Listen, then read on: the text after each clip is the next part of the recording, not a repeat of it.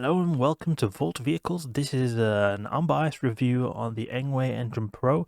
I bought this bike with my own money. I have not been sponsored at all, so that's why all these thoughts are my own. They're not affected by anyone paying me to do this video.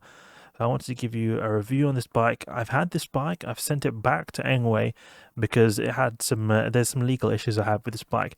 But otherwise, I think it's a really good bike, and I'll get into why I sent it back and why I think it's a good bike still. So let's go over the specs real quick. 750 watt motor, so powerful motor, legal in America. Peaks to 1000 watts though, so even though it's a 750 watts rated motor, it's a bit cheaty. It goes up to 1000, so it's a properly powerful bike while still being legal. It's got alloy wheels, so you've got aluminium wheels, very sturdy wheels, and plus the 4-inch fat tires, making it very comfy and also very good for off-roads. Pretty heavy though, but you got alloy wheels, very sturdy wheels. Got hydraulic brakes. These brakes are very powerful. You can just use one finger, you can stop the whole bike with it. Got front and rear lights powered by the battery. They've also got automatic function which detects the daylight. They've got front and rear suspension, really great. Some very cushy riding. Got a good seat. Got very solid rear rack. We've got a pretty big battery of 48 volt 16 amp hours, so you've got a decent amount of power capacity here. And it's also foldable, though I wouldn't say it's a foldable in the sense that it's practical. It's a very heavy bike. This weighs 38 kilos, so you're not going to be able to bring this on public transport or really carry this because it's very bulky and heavy. And bulky and heavy do not make a very good carrying experience, but it's at least a little bit more practical to store. You can put it in the back of a big car, so it's a little bit more practical to transport than other bikes. But I wouldn't say this is a very practical folding bike in a sense, but it is a very good bike overall, I would say. Okay, so we'll do it like this. We'll get over the positives and then we'll end with the negatives. So I'll start with the positives then. So this first thing I noticed when I was riding this bike is how comfortable it was. So you can adjust this seat post. Now I've got my lock here, but you can adjust it with like an easy lock, so you can really change it very easily on the fly to optimize your pedaling style or however you want to sit. It's very comfortable in terms of the seat. It's very comfortable in terms of the tires and the shock absorbers. So when you go over bumps, I don't feel the bumps at all. It's so smooth. It just goes straight over any uneven terrain. I mostly ride in on tarmac, but when I do get bumps, like speed bumps, no problem. I just go full speed over the speed bumps. Even the curbs don't feel particularly, I barely feel them. And especially when you go off-road, like see these gravel paths here, it's like a breeze, no problem whatsoever. So I would say one of the things I love about this bike is comfort. It's also adjustable, the handlebars here, so you're able to make the handlebars go up a lot, so you can have a very comfortable upright position. That's how I like riding with these electric bikes. I like riding upright. I don't like to have to go hunch too much down. It doesn't feel nice on the back. So it is very practical in terms of comfort. It's very comfortable to ride. It's got a really powerful motor, so you properly accelerate. You accelerate properly with this bike. You can get to 25 kilometers an hour in just a few seconds. You can get to 40 in just a few more seconds. If you want something that feels very twitchy, this is very twitchy, because this motor that goes to peak 1000 watts feels really powerful, and it still feels really twitchy even in the eco mode. But sport mode is just, you just launch. It feels like you're going in a rocket here. So I would say that this is a really comfy bike, and it's just very torquey, very twitchy motor. Then it's also got a really nice build. It feels very sturdy. Like when you're riding this, if you feel like you're on an absolute unit of a bike. So it feels very proper. Like this bike, I feel like I feel pretty safe when I'm riding it, especially with these fat tires as well. It feels very safe. The brakes are amazing. I just use my index finger on one of the brakes. Is enough to just a small tug is enough to stop the whole bike. If I use both of them and pull it maximally, you just easily stop this bike. This bike feels very strong because it's got hydraulic brakes. I would say the bigger benefit of this bike also is that the range is really great. The range is, I'd say it's about 50 to 60 kilometers. It depends a little bit on the riding conditions, how much you rely on the electric assist, how much you pedal, and also how much you pump the tires. It's important to pump the tires because then you get a lot more battery range, I find. Because initially I drained the battery so fast, but I didn't pump the tires a lot. So you have to properly pump these tires. Then it actually feels really pleasant to ride in terms of the battery, but also pleasant to ride is a bike without any battery power at all. You can actually ride it pretty decently. Even though a very heavy bike, you can just pump the tires enough and it's usually all right to go as a regular bike. It's obviously going to be a bit more difficult than a regular bike, but it is doable. You're not stranded if you run out of battery in the middle of nowhere. So 50-60 kilometers, but it depends a little bit. It's hard to say exactly what the real world range in this is, because the thing is, batteries, they tend to have like, they stay at the higher percentages longer, and then they go down quicker in the lower percentages. So a good example of this is that my wife, she took this bike, she rode from the countryside to the city of Malmö and back. Total journey was about 28 kilometers. Okay, 28 kilometers, and this is the percentages you have left. She had 100% left, and she didn't do any charging, anything like that. She started out from the beginning. She did pedal quite a bit, so she was using eco mode. We always use eco mode. We never use sport mode. We always use eco mode, and it feels really torquey, and it still had 100% left. But I can imagine it would go down very quickly after that. So it's not like, oh, you've got unlimited range. No, but I definitely would say it has about 50-60 kilometer range, because I have gone past 100% and it's gone down, and I can get an idea that it will be about 50-60 kilometers range. But the range on this is pretty significant. There are electric bikes that have got better range, but if you all things considered, a heavy bike, you've got wide tires. It is a pretty long range bike, so I like that. That's something I look for in electric bikes. I like to have the good range. I also think because you've got a pretty powerful motor and pretty thick tires and a pretty sturdy build overall, it's very practical to like add a carriage here, or a little wagon that you can pull along. It's very practical to put a trailer that you could carry someone in. I actually was unaware of this, but I found out later that in Sweden, the country I live in, it's actually, I think it's not allowed to have an adult in one of these carriages. So I only tried it once and then didn't try anymore after I found out about this. But it actually works out pretty decently. It's a very sturdy, very easy to install, like a universal carriage, universal trailer hook. You can suddenly have haul a ton of cargo here, and it's going to be really practical. Or you could haul a passenger.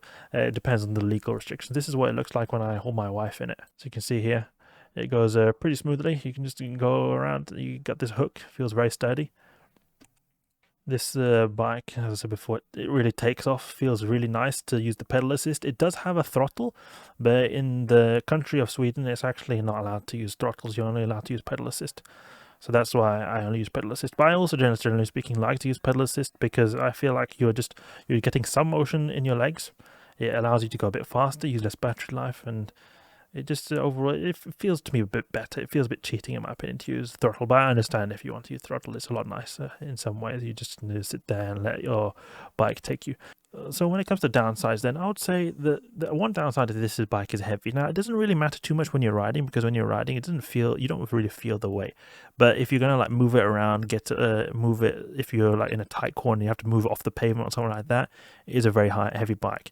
It's not like your grandma would be able to ride this very easily, depending on who your grandma is, obviously. But it is going to be a little bit difficult to move it around practically. And because of this heavy weight and bulkiness, it's not particularly good in terms of being a folding bike, but it can still help in some cases, like being easier to put in a car. And something that is a bit annoying is that the key here, you have to keep it in the bike to be able to keep it going. If you're not got the key in, then you're not able to actually ride the bike. In a way, it's good because you always remember to take it out, but in another way, it's a bit annoying to have this. It doesn't feel good to have your key just dangling here. I think that it becomes a little bit dirty, especially if you're going on an off-road style of riding. So it's not going to be too good of a. I don't like the idea of having my key here, but there are some ways I've heard that you can sort of hack it to be able to not use that, but this is the default way. And then some other downsides to this bike is that when it came from Engwe, then the brakes were rubbing both the front and the rear tire, so I had to adjust the brakes slightly. I untighten and tighten some of the Allen key screws near the hydraulic brakes in the front and back, so that they weren't touching these discs there. And I managed to completely resolve the back disc brakes, so they didn't rub at all, but the front was still rubbing a very, very slight amount. It annoyed me a lot, but I couldn't get it any better than I did, so I just said that, okay, I'm just going to keep it like this. So the brakes were not adjusted properly, and I think they could have been adjusted a little bit better. But then again, probably during the shipping and maybe vibrations during shipping maybe made it so that the discs were deformed or maybe misaligned, something like that. But that was a bit of a downside I had to do myself. It took a bit of time for me to actually adjust that. Another downside also was that the derailleur guard, it's got a derailleur guard that guards the 8-speed gears here, and it was actually touching the derailleur, and this was making so I couldn't shift into the highest gear. So I was a bit uncertain what was going on, because I thought that this derailleur guard is supposed to be close to be able to prevent it from getting damaged, but it actually was bent, so it was actually not allowing me to shift properly. So I had to unbend that, but then I also had to actually tweak the gears slightly, because the limits were not properly set. So these like limit screws made it so that it would sometimes skip gears. So when I went from like 6th gear to the 8th gear, it would sometimes skip the 7th, and same thing with like 1 to 3, it would sometimes skip the 2nd gear. So I had to adjust it quite a lot. I spent like a good hour or two to be able to get this going. So that was a bit of I had to Google a lot of tutorials how to adjust the derailleurs, and I was able to get it working very smoothly in the end. It was still not perfect, but it felt stable. Like occasionally I would say if I were to press hard in my pedals, it would sometimes skip like a tooth in the gear, but otherwise I felt like the gears felt pretty solid once you adjusted them decently. So that would be some downsides to the bike itself. Now, another downside to the bike itself is the legalities of it, and this is why I returned it. This is the main reason I returned it, is because here in Sweden, the laws are 250 watts and the 25 kilometers an hour speed limit. I was thinking that this could be just simply adjusted by putting some speed settings and making it so that you got max 25 kilometers an hour, and you have it so that it's max 250 watts in the settings. You just limit the watts here. But I found out that the laws state that this was now after I bought the bike. I had really reading up a lot about this. Didn't seem like it was any problem. I was thinking, oh, can you just put in eco mode, something like that? Shouldn't be any issue. But it's the max amount of watts here in Sweden actually that counts, not the ones that you've set it to be. And it's a bit silly because some motors can actually peak to very high amounts of watts, and while they're still being rated 250, but this is a 750 watt motor. It was just too much for me if I was thinking that, say I crash, or say I crash into a car, or even worse, a person, and then the amount of trouble I'll be into when they discover, or if they were to discover that I was using a overpowered electric bike, would be a big problem. But then I was thinking I could get a moped insurance for this, because it would be considered to be a moped, because in Sweden a moped is considered up to 1000 watts, or a certain type of moped that is moped class 2, as they say here. A moped class 2s can go max 25 kilometers an hour but have up to 1 kilowatt of power. And I think that's a bit dumb, because electric bikes can go anyway 25 kilometers an hour, so you're basically just paying insurance to be able to use a vehicle that has more watts, not more speed. But that's something I could have done, but I could not even do that. And why couldn't I do that? Because the speed limiter on this bike does not properly work, or it doesn't work the way that the law wants it to work, because it'll sort of try. I contacted Engwe. I was like, why does this happen the way it happened? Because it kept giving me electricity or electrical power after the speed limit. So I set speed limit to 25 kilometers an hour. It kept on giving me electric juice. And they said that it had something to do that it tries to keep the bike speed above 25 kilometers an hour. I couldn't really. There doesn't seem to be a way to make so it just cuts off the engine above a certain speed limit. So I looked into this, Googled, couldn't find any way to change this. I could be wrong, there could be some way you could alter this, but I was not able to find any way to alter the speed configurations of this bike, like the max speed. So this is the reason I returned it, because even as a moped, it would be classified as like a tweaked moped, which would be illegal as well. And I wanted to just have a regular electric bike that can be just normal. So that's why I returned it. I doubt I'll get all my money back. It was used quite a bit, but at least I'll get something back, hopefully. I could have also sold it, but in real life, I've got a lot of stuff going on, so I just don't have the time to sell this. So this bike, I'd say it's really good. You've got a good build, you've got a good range, you've got good brakes, you've got a good comfy bike, you've got a very, very sturdy rear rack, you've got a bike that is very robust with a very torquey feel to its motor. It is a bit of a trouble to use this in EU countries. I mean, I'm sure no one will catch you if you were to use this, but for me, I just prefer to use something that I don't have to look over my shoulder all the time. So otherwise, if you're in the US, if I lived in the US, I would have very likely had this bike, because it just feels so great. You just go so fast with this, and just it is a real joy to ride. And so I would strongly recommend this bike if you live in the US or you don't have any legal issues. Otherwise, it itself is a good bike. I don't think the bike is bad in itself, but I think the settings could be tweaked, and I think that they could perhaps release a version of this that is 250 watts with a max 25 kilometers an hour. So Engwe has actually done this. They have got an Engwe Engine X. This is then a type of bike that is the same, basically exactly the same as the Engwe Engine Pro, but its motor is 250 watts. And it's max 25 kilometers an hour. I'm not sure how the 25 kilometers an hour works, if it's still the same way that it's limited on the original Engine Pro, that it's not limiting it properly, because I know that they've got another bike called the Engwe C20 Pro, and I've looked at videos online. It doesn't seem like it limits the speed properly either. But this bike, I would strongly not recommend this, because this bike here has a weaker motor. It costs the same as the Engwe Engine Pro. It's on special offer now, but it costs the same. It has a smaller battery, 13 amp hour. So you have to then fit a 16 amp hour battery to buy this separately. I think it's separately, and it just costs a whole lot more.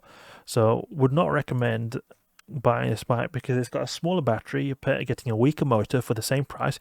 And then also a big thing is this has got mechanical disc brakes. It's not got hydraulic disc brakes, the super good brakes that the Engine Pro has. It's got the mechanical disc brakes.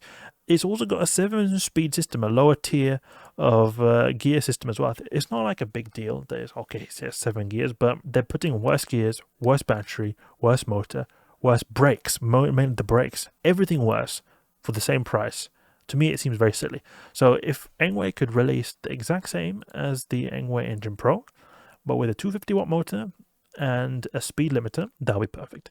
Preferably, actually, they should make it cheaper. If it's 250 watts, it should be cheaper. Naturally, they're putting a less powerful technology in it. It should be a cheaper price. So put the 250 watt, put 25 kilometer cutoff speed limit, put it for like, I don't know, 1,200 euros or 1,250, I don't know, depending on the special offer. That'll be perfect. I would have bought that in a heartbeat.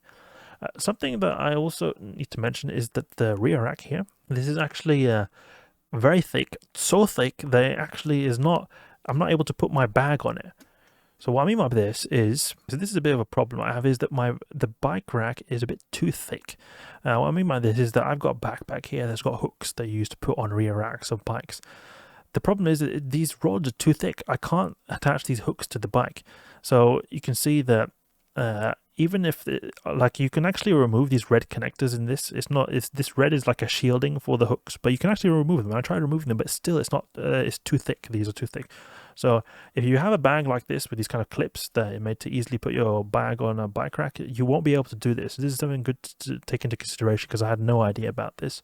But otherwise, it's a really sturdy rack. I like it that it's really sturdy, so I prefer it to be more sturdy than not. But it would be nice if there was perhaps an adapter or part of it that was a bit thinner, that I could put these kinds of accessories on it. If you could get some kind of adapter that comes with it, perhaps, that could enable you to put thinner objects on it. So that's my review of the Engwe Engine Pro. As I said before, this is an unsponsored video. It is made just to give you guys an idea of what you've got to take into consideration when buying this bike. It's a really good bike. It's a really powerful bike with torquey feel to it, very good brakes, very good build quality, I would say. It needs a bit of adjustments when you get it, but otherwise it's really great, good range, or at least it's adequate range for my uses. And you've got overall just a very powerful machine that's very comfortable with good suspension. A bit too thick bike rack. Legalities can be quite complicated if you want to be fully legal in a European country.